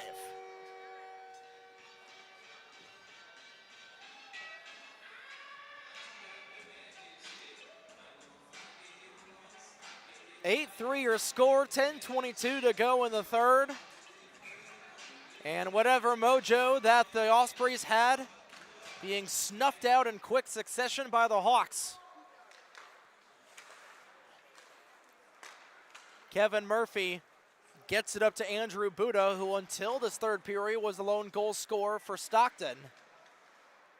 11 goals. Right now, the lion's share of that ratio belonging to the Hawks, who lead 8-3. And trying to get a hat trick here was Aiden Linzo. Rather, it was Neil Kadehi trying to find the scoreboard, and Lowen Newman's got it covered with a lot of scrambling in the low slot.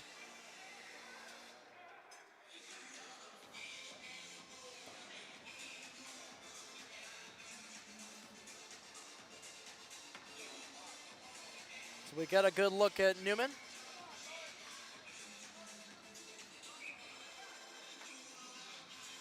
.29 shots right now for St. Joe's. And now it looks like we're going to get a timeout called here by Stockton. With 9:52 to play, 8-3 St. Joe's leads. We'll be back in a moment.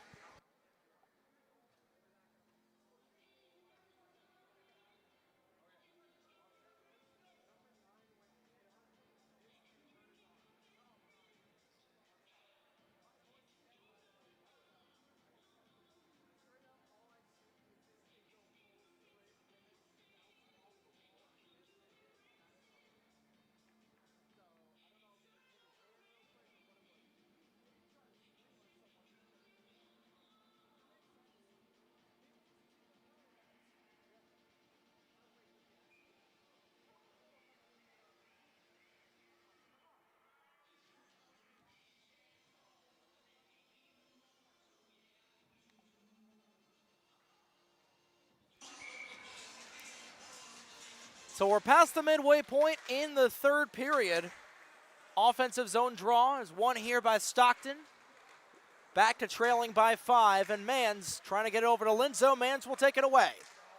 A little too out far in front for Aiden Linzo, who's on hat trick watch. And back come the Ospreys, led by Gauthier. Gauthier down the near side, just sent it off of the crossbar, but not able to make it an 8-4 game. What a move there from Mans, what a shot and what a save. As Lowen Newman robbing Ryan Mans of a highlight reel play.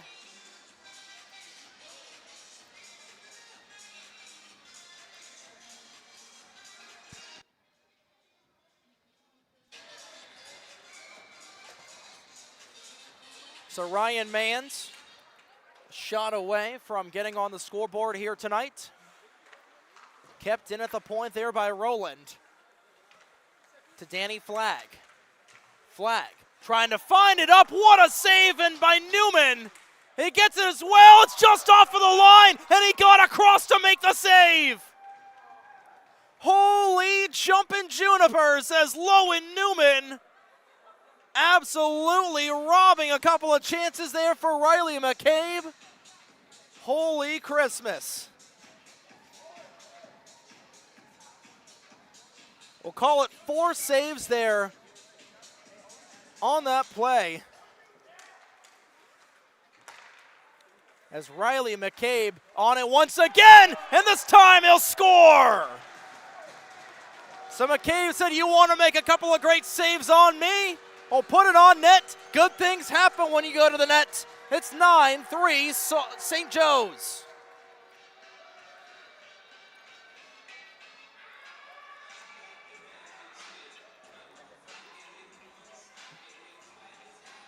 So Riley McCabe, who got robbed a couple of different times, will get his first of the night. And back to a 7-goal lead, back to a 6-goal lead is St. Joe's. Their biggest margin of the evening. And again, it seems like the rest of this game will likely be a formality. Icing will be called here. 8:39 to go in the third period.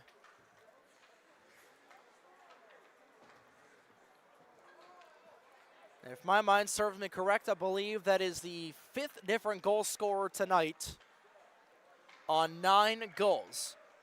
James Carpenter has got 3 goals. He's got the hat trick. Aiden Linzo is on hat trick watch.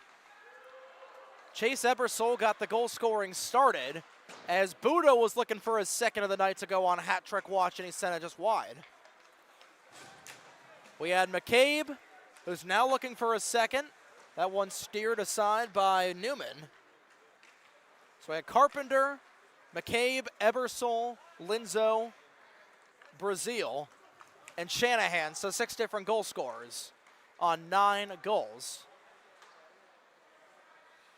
I believe that should be the case. It's been a goal-scoring derby. That's for one thing, that's for certain. Is looking for another chance and hitting iron once again were the Ospreys. That was John Kinsicki, who could not buy a point tonight. And it's whipped all the way into the St. Joe's bench.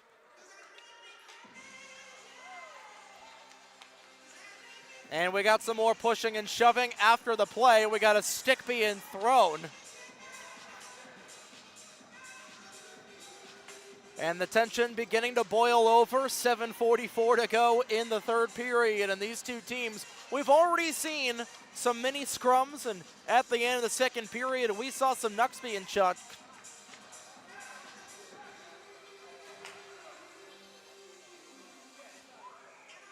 Of course, a couple of skaters still in the box serving 10-minute misconducts. Or some penalties, because Dylan Langer is still in the box. Same thing with Trevor Stimmel. And not agreeing with the call is going to be Corey Robinson, the head coach of the Ospreys. The second-year head coach talking with the on-ice officials and trying to plead his case because, hey, it's a 9-3 game. You're losing by a touchdown.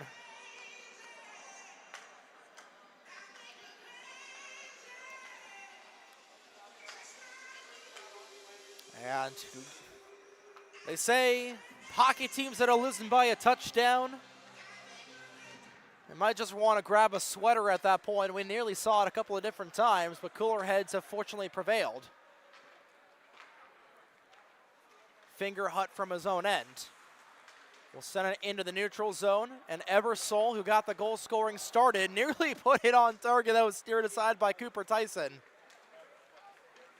Pops into the neutral zone.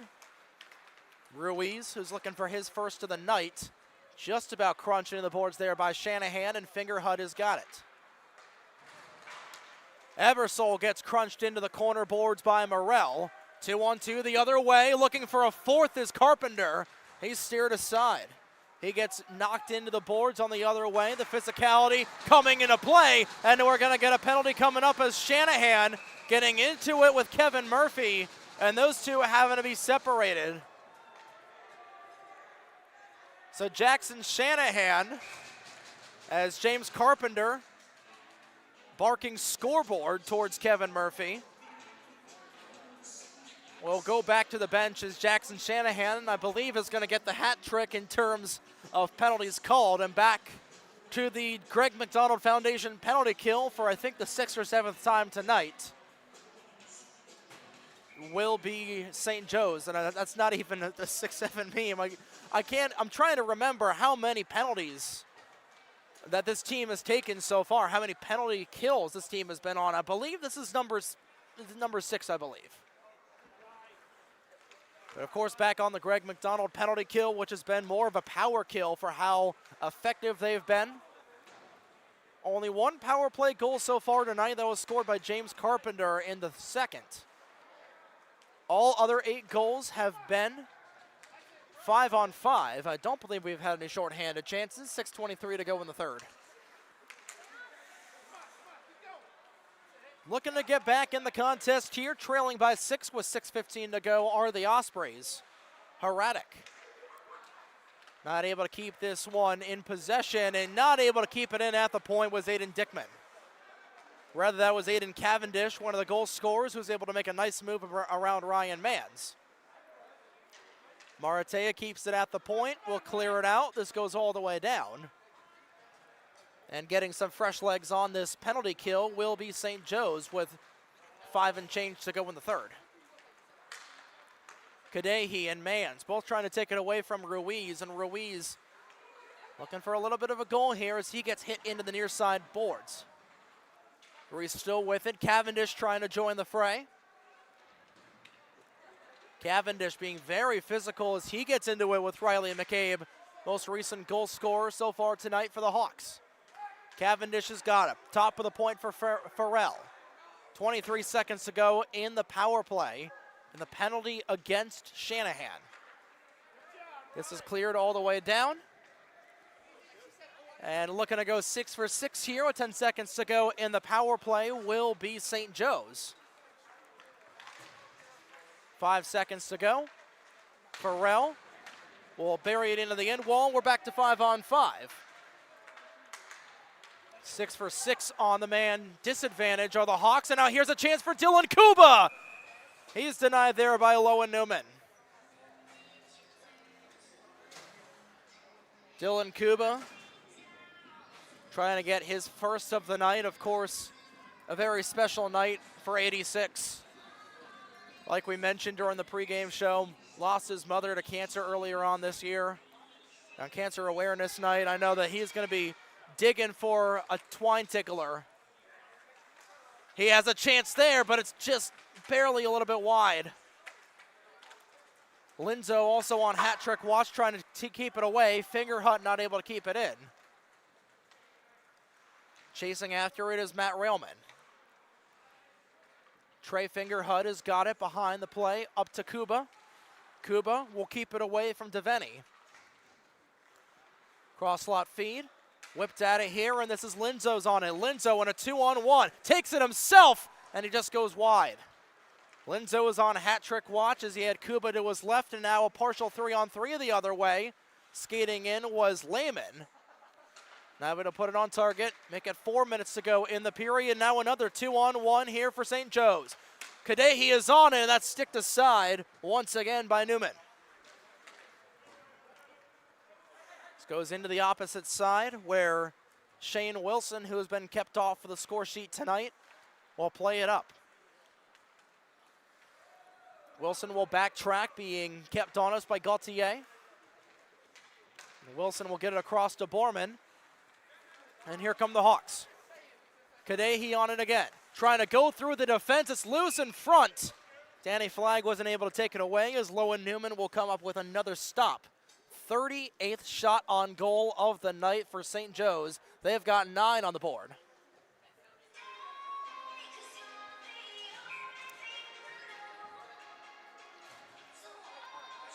Shot ratio 38-17. Sending one through traffic was Carlos Rowland. And Newman will make another save. Shot number 39.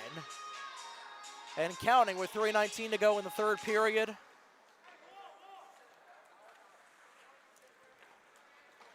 Sticked all the way down.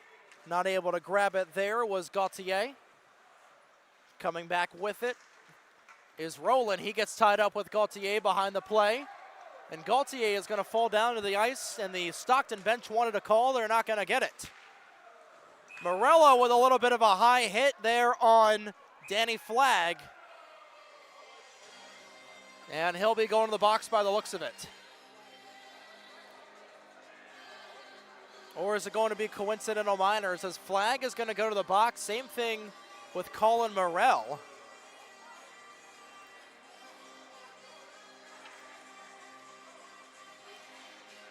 A lot of penalties going on the score sheet after tonight's game. And a 9-3 lead for St. Joe's as both Morell and Flagg will go to the box. They have both been residents of the sin bin for a pretty penny so far tonight.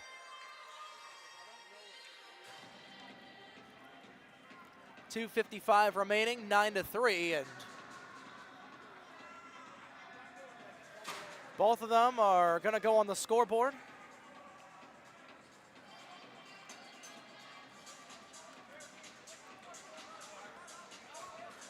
So with both players going on the board, I believe this should be 4-on-4.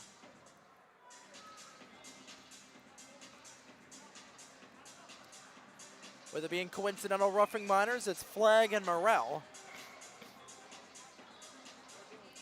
And it will be 4-on-4 with the penalties going up, so Raul Marino and Aiden Dickman will skate off.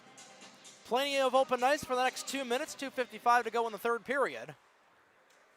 And Maratea will win the draw.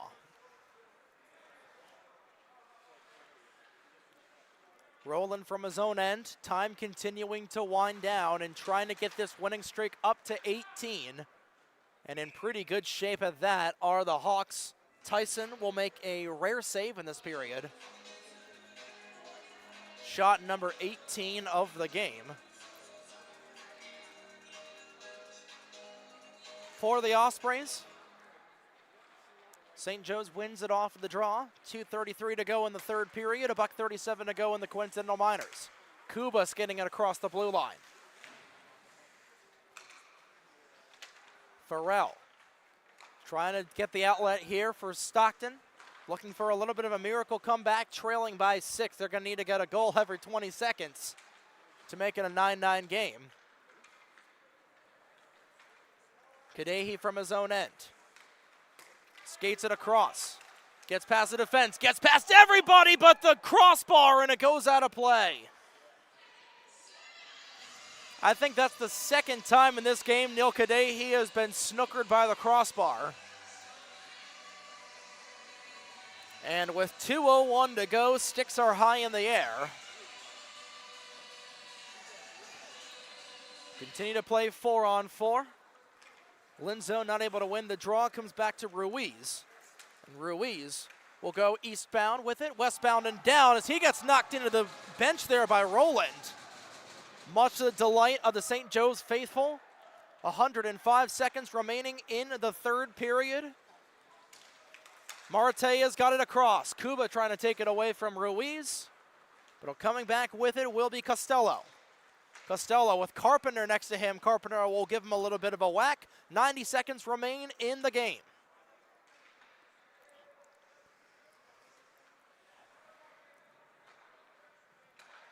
After the ACC Fall Classic, it was a Sweet 16 winning streak for the Hawks. As Carpenter trying to drive in for a fourth, they score! Putting the 10th goal on the board is Dylan Kuba. He points to the sky and says, "That one's for Mom." The fans going wild, and on Cancer Awareness Night, Dylan Kuba will put a cherry on top to an emotional victory for St. Joe's this evening.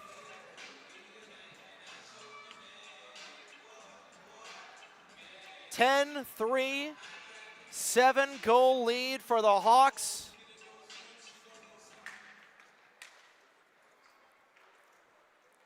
And that goal got the loudest cheer from everybody here at the Skatium. Like we mentioned, lost his mother Amy back in October. A minute to go in the third period. Players are out, back to 5-on-5. And Kuba will become the 7th different goal scorer of this game. More importantly, he was a big part in a big 10-3 win here tonight. Like we were saying, it was a Sweet 16 winning streak going out of the Fall Showcase. It was an even sweeter 17 game win streak. So that one is clapped back in, shot blocked by Ryan Manns. Even sweeter 17 coming out of Atlantic City tonight. Last night, I should say, with 13 seconds to go in the third period. They asked the ever-old question, are you 18? This winning streak of this magical 25-26 season can officially answer yes. Final seconds will tick off of the board, and that will do it. 18 wins in a row for St. Joseph's. And the Hawks will down the Ospreys 10-3 your final. And a big statement win after a close game between these two programs yesterday evening. James Carpenter, 3 goals. Aiden Linzo, 2. Robert Romarino with as many assists as stars in the sky. And Dylan Kuba scoring a goal in honor of his mom. We got the center ice handshake between both of these teams. A fantastic game. The last game here at the Skatium in 2025. 10-3, your final.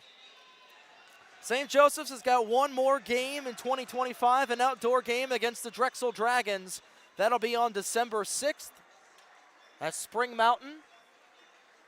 We'll see if we'll be able to broadcast that game here with Breakout Sports Broadcasting, so to be determined in that department.